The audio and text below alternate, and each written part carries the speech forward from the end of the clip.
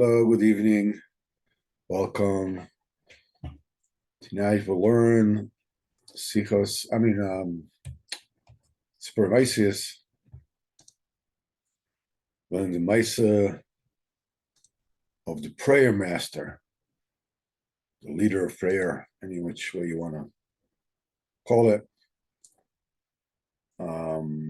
So the last time that we spoke about the prayer master who had his people, he took them out of town, and he spoke to them, and he told them how the only thing that really counts in this world is just to sing to Kadosh Baruch Hu and pray to Kadosh Baruch Hu. And he took him out of town, and then we said that when it had to do with about clothing, he didn't pay any attention whatsoever. You could wear wherever you want as long as you did what you needed to do, and it's a very important nakuda. And a friend in America with a small chabura that we used to learn together, and his father was a Rebbe, from Hasidus, Kumarna Rebbe. He was and this guy was a shtickle of a wild guy, and very energetic, and a very good-looking guy. And he fixed his beard, the beautiful-looking guy. And as we were talking, one day he comes to me and he asks me, what do I think about him letting his beard grow naturally without trimming it? So I said, well, that depends. If you're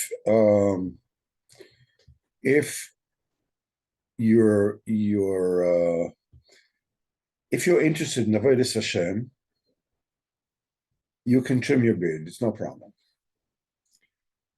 If you don't intend to get into the Avodas Hashem, then you should not trim your beard. So he said, that sounds counterintuitive. It should be the other way around. I said, no. I said, if you mean to serve Kadosh Baruch Hu, the way your beard is doesn't matter. As long as according to Allah, or whatever it is, it doesn't matter. In fact, it might be if you have this zing to let your beard grow and whatever it is, a certain, you're getting into Avodas Hashem, you're going to run into various obstacles and so forth. And one day you're going to look in the mirror, you're going to look at yourself in the mirror, and you're going to get disgusted with the way you look. And it might trip you up. So if you're into Avodas Hashem, it's okay. You can still trim your beard. And then if you, at a certain point in time, you want to let it grow, you let it grow. It won't be a question, should I, shouldn't I? It'll be natural. But if you're not interested in Avodas Hashem, then you should let your beard grow, because it'll keep you out of trouble. You can't, if you're wearing a long greco with a big beard, whatever it is, there are certain things you can't do. There are certain places you can't show yourself out. You just don't fit. You feel just uncomfortable. It'll keep you away from trouble. And Lamaisa, he let his beard grow. I mean, Hashem, is he got into Avodas Hashem, but he did let his beard grow because uh, somehow telling him that it was okay to trim it allowed him to just, to stop the inner fight within him. It seems like to grow the beard had to do something probably between him and his father. That his father was a rebbe, a rebbe, and he was being rebellious, and it probably had all kinds of things to do between him and himself. And as long as he was fighting himself, it was a question: should I? Shouldn't I? Should I? Shouldn't I? The minute he heard from me that for Avodas Hashem, you didn't need to let it grow. You can keep on trimming it. Just take it as it comes. It sort of made the whole inner discussion irrelevant. If you want, you grow. If you don't want, you don't have to grow. There's no problem. This is the way that the tzaddik treats his people. It's one of the things that is very important for us to remember regarding this, is that what we need to get in order to receive the illumination from the tzaddik is wanting and searching. The tzaddikim, they don't, check you by the tzitzis. They don't see, do you deserve it? You don't deserve it. They don't do that. But what they do check is, are you searching or are you not searching? Rabbeinu said that all the pieces of our soul that are lost are by the tzaddik. And you have to come to him and request that he give it back to you. We lose pieces of our nefesh whenever it is that we pay attention to something we should not be paying attention to. Whatever it is we're doing something we shouldn't be doing, we are losing a little piece of the jigsaw puzzle of our nefesh. The tzaddik is looking for those pieces all the time, and of the entire world. He already has all his pieces, but he's looking for the pieces of every single person. When you come to him, you ask for your pieces. So the tzaddik, Rabbeinu says, the tzaddik checks that the person is not a liar. And Nosson speaks about in Ilchos Metzias and Aveda, lost and found, that you have to check. When somebody comes and says, I lost it, you have to check to see that he's not a liar. So the tzaddik gets to check that the person is not a liar. Now, not being a liar, we're not talking about, about a madrega, a certain stamp, or this person is a liar, this person is not a liar. That's not what the tzaddikim are looking for. When they're looking for a very simple, honest, approach of, I'm really missing it. I'm really missing this from my life. I miss these people, these pieces of my life. I miss the emeskite. I miss the to find out who am I, what am I, and not, I came to see what else I could get. That's not what they're looking for. The tzaddikim did not open up a museum where you can find a lot of fascinating spiritual products. They don't, they were Moser Nefesh, but they were Moser Nefesh, didn't put themselves at such risks in order to bring the greatest treasures in the world to conduct some kind of an exhibition of spirituality that will excite you, that will give you the shivers. They worked on it not to give us refuas nefesh, to heal our nefesh. to create something that will actually affect a true tikkun in the olam. That's why if you were searching, if you're mevakish, if you're mechapes, all the tzaddikim will be at your side, at your corner. They'll help you with whatever it is. But if this is not what you're looking for, you're not going to receive anything from them. So the outside trappings can help a person, can guard him from falling off his bicycle, at the wrong turn or whatever it is, but this is not the be all and end all of everything. Ultimately the tzaddik does not care. Then he says that if somebody came to him, a poor person came to him, and he saw that person needed to wear golden clothes or clothes, with golden buttons, that he would give it to them. And if he would see somebody who could be a rich person and he realized that he needs to go with in tatters and old clothing, then he would take off his old clothing and he'd give him those. The tzaddik knows everything that you need in order to bring about the tikkun hanefesh that is necessary. The main nakuda is that this union of golden clothes is Rabbeinu says that there is we are learning this Torah Lamaisa on Thursdays in the shul.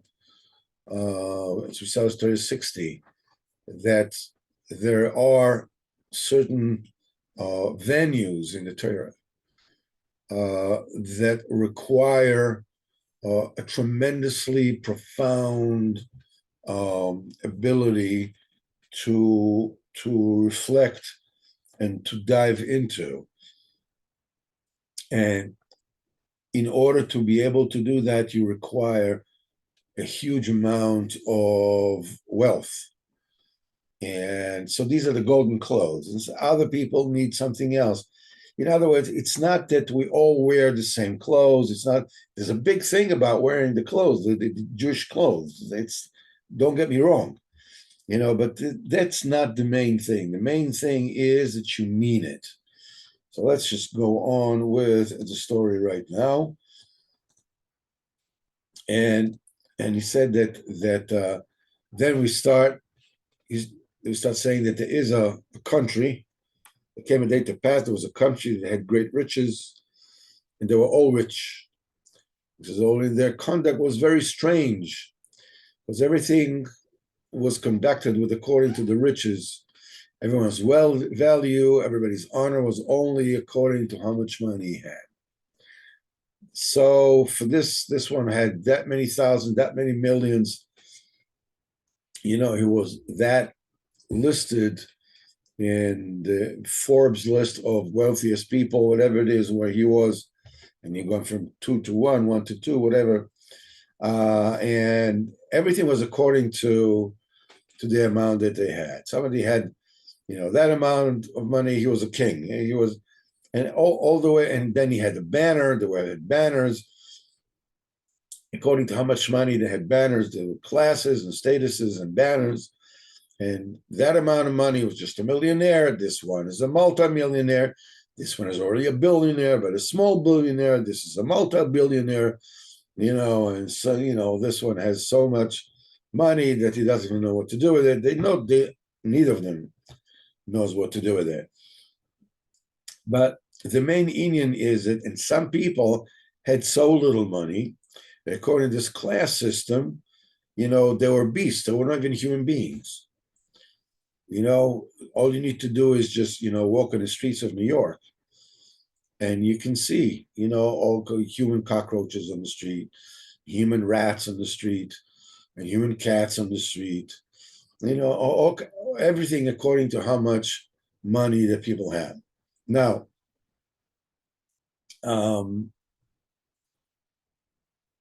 it was everything was each person was only according to how much money they had.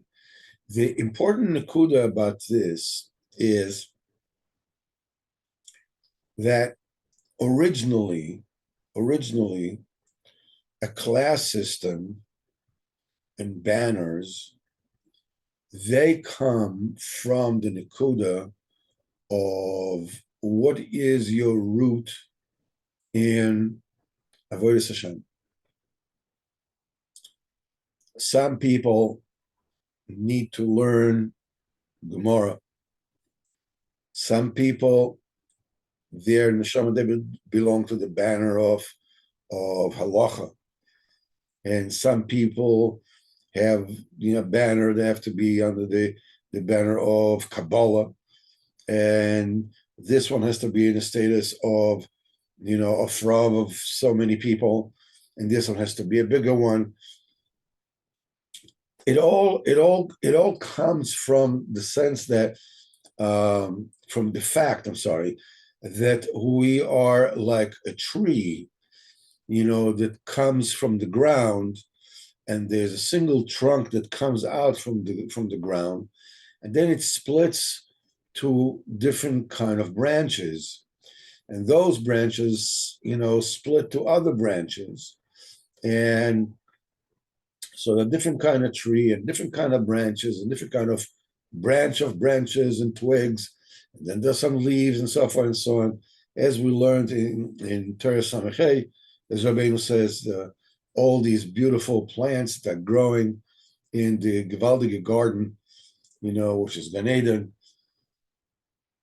and so forth and so on. But what happens is that when it falls into this world, when it comes down to this world, Rabbeinu says that money in its origin comes from the same place that the nefesh comes from. They have the same kind of attribute that we don't know what is actually the essence of a nefesh, of a soul, of a person. We don't know what it is, but we know that it's something that's very precious, and it is within a body, and it is moving, and it is acting, and it is interacting. Money, in a sense, is very similar to that, because money is portable value. It's not an artifact. It's not a possession. It's basically a value that travels from one person to the other. It's just a distillate of value. This is what money is. The physicality of the money is meaningless, just paper, or even less than paper. It's just some kind of a line of code in the software of your bank that says you have that amount of money in the bank, and that's it. And that kind of value can be given over for food, or for lodging, or for whatever it is that you want. It's very important. But when people get lost is when it becomes the be all and end all of everything. That's the raison d'etre. That's the reason for being. It can come from many reasons, but ultimately, the people that are very, very wealthy are the people that are so deeply steeped in this particular Indian that they actually construct an alternative system of values that corresponds, that is instead of the true value of status and banners and meanings and so forth and so on. And when this is where we're actually holding, and the Baal Tefillah hears about that, and he says that and it is heard in the world that there was such a country, and the prayer leader would make a big sigh over this, and he would say, "Who knows how far they can go and err through this?" And there were found men from the people of the prayer leader, and they did not ask his opinion at all, but they went there to this country to bring them back, to speak to them and to convince them to let go of this shtuyot and come, to where they need to be, because they had a great compassion on the country, and they had been led astray through their craving for money, and especially because the prayer leaders, said that they could stray even more. They have big rachmanis on them. So therefore, the people of the prayer leader went to this country. Perhaps they could bring them out of their nonsense. And they entered the country, and they approached one of the people of that country. Apparently, they approached some animal. In other words, a person who was a very low status, which means he had a small amount, so he was called an animal by them. And they began to chat with him. That truthfully, money was no goal at all. The main purpose is only to perform devotions to Hashem.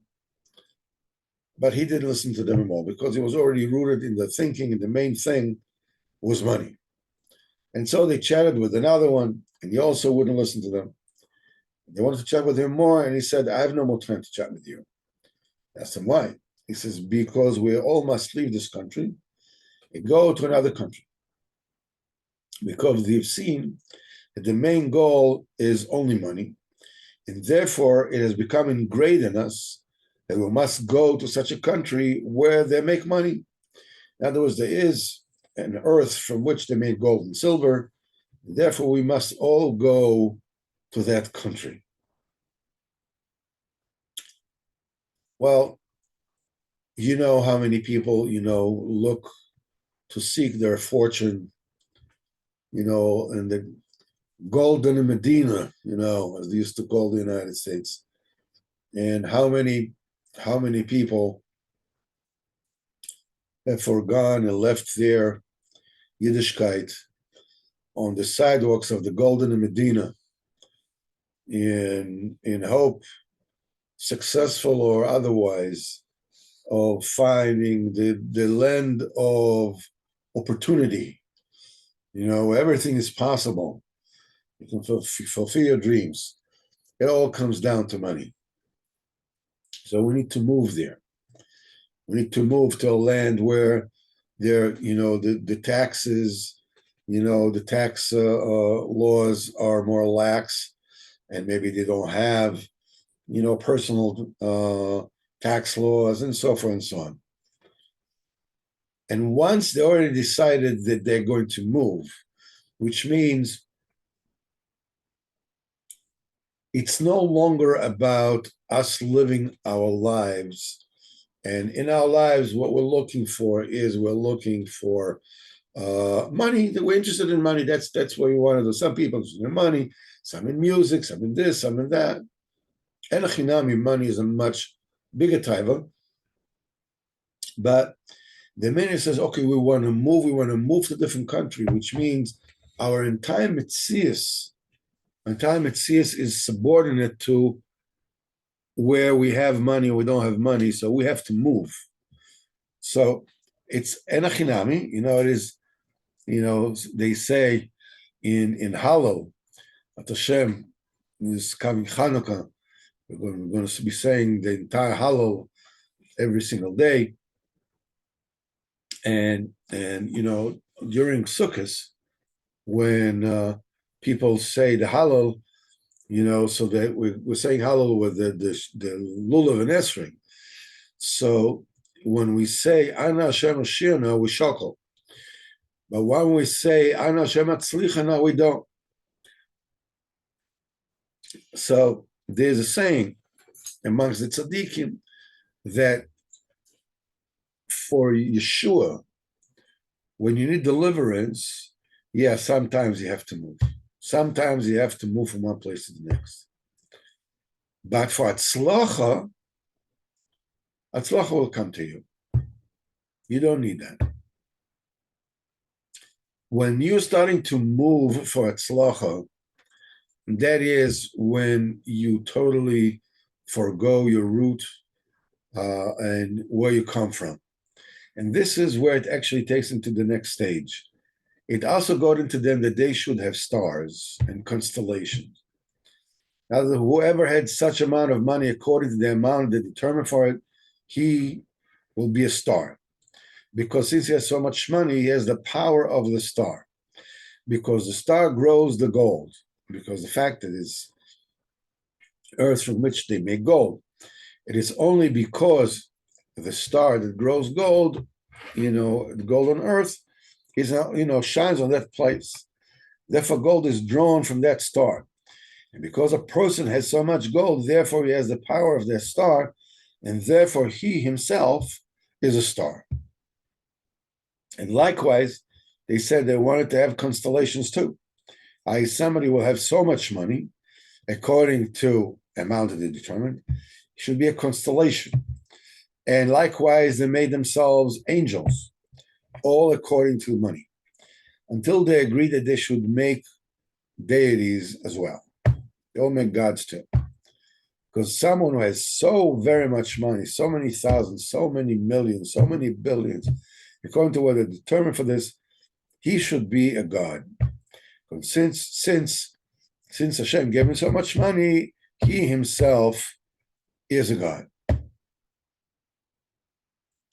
And also said they could not dwell in the air of this world because they must not mix with other people. So should not contaminate them because other people of the world were completely impure compared to them. They didn't have that kind of money. So they decided they should find themselves very high mountains that higher the rest of the world. They should dwell there so they can be higher than the air of the world.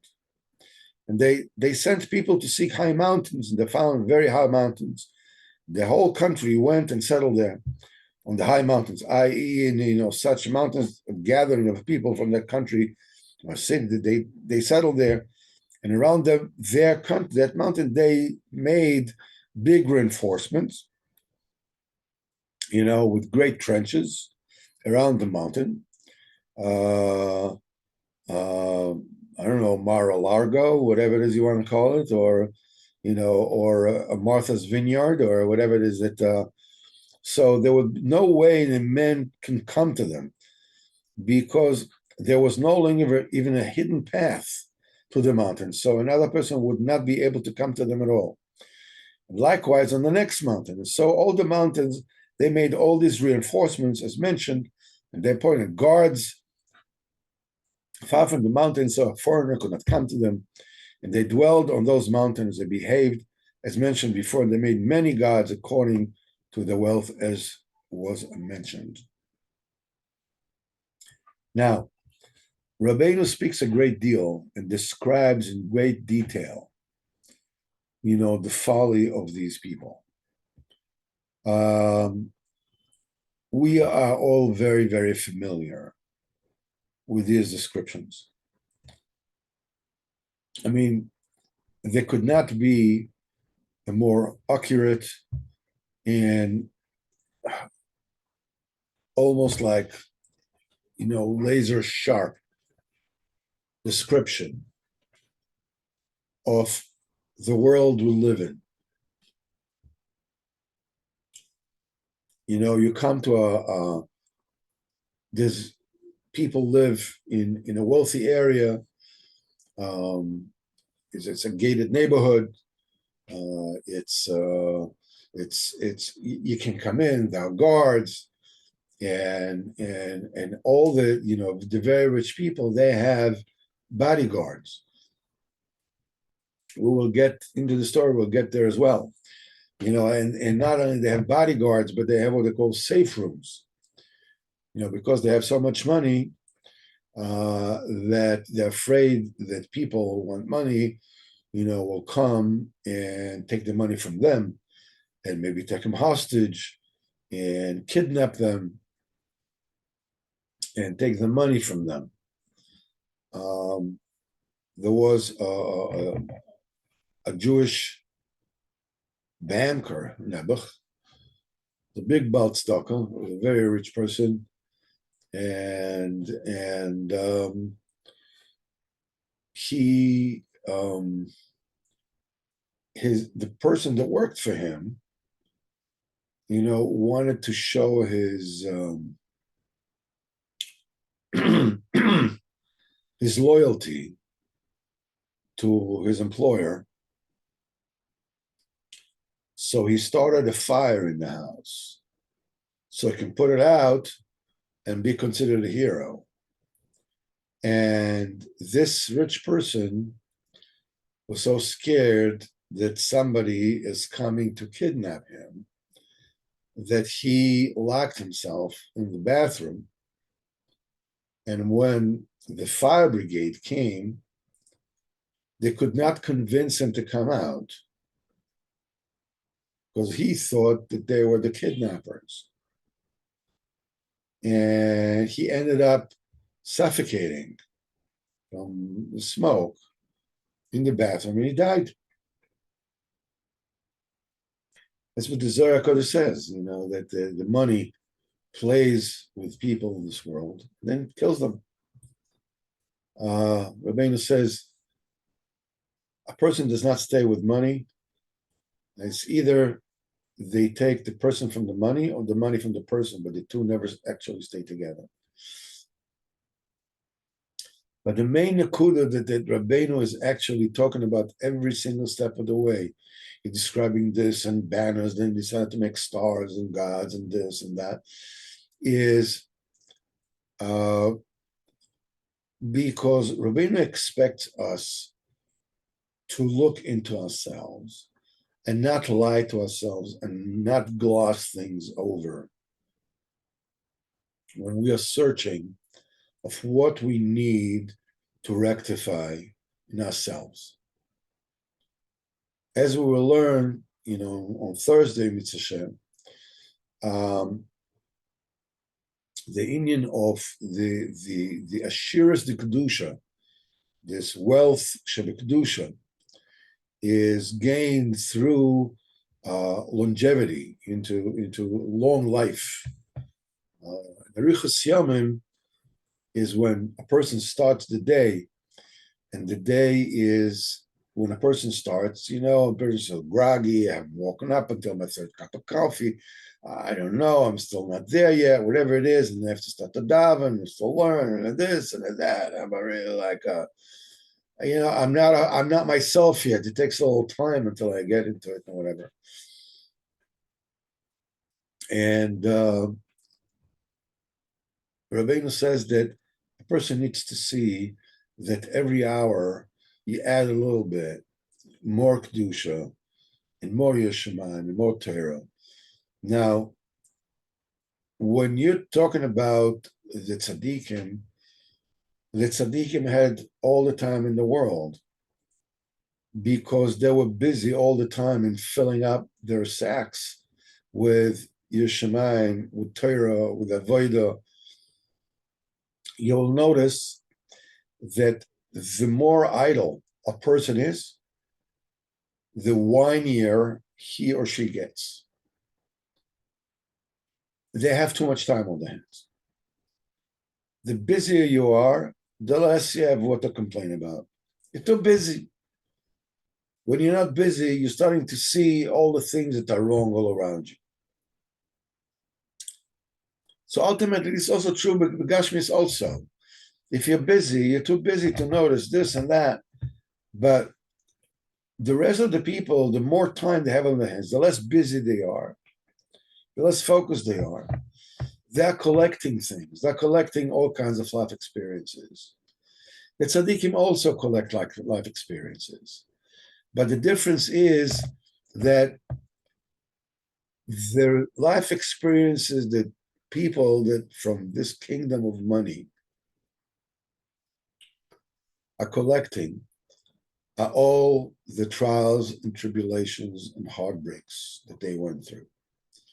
When I was 7, this happened to me. When I was 10, I had a birthday party, nobody came. And when I was in elementary school, they made fun of me. Then when I was in high school, I couldn't say what they taught me. And they made this, and my parents, and my this, and my that, whatever it is. I have a whole catalog of crises and problems that I've had. And the thing is that tzaddikim go through this as well. But what the tzaddikim don't do is they don't collect these. They don't take them and nail them to the wall. They don't make medals out of them. They let him go. Beseder, I went through it. It's finished. It's done. That's what I needed to go. If it wasn't pleasant, HaKadosh Baruch Hu wanted it to be that way. Beseder Gamur, en baya. It's okay. What they do collect, they collect all those times Hashem smiled at them. All the chesed that HaKadosh Baruch Hu did with me, or did with you, or did with each and every one of us. And it's a very, very important eitzah. The Indian of money, this kingdom of money is a kingdom of where people constantly look for what they lack. What don't I have yet? The kingdom of the tzaddik, the kingdom of the Baal Tefillah, is that all the tzaddikim, they physically they have nothing. They're going around like beggars, but inside they have sackfuls of chasadim. I remember this happening to me, this chesed Hashem did with me.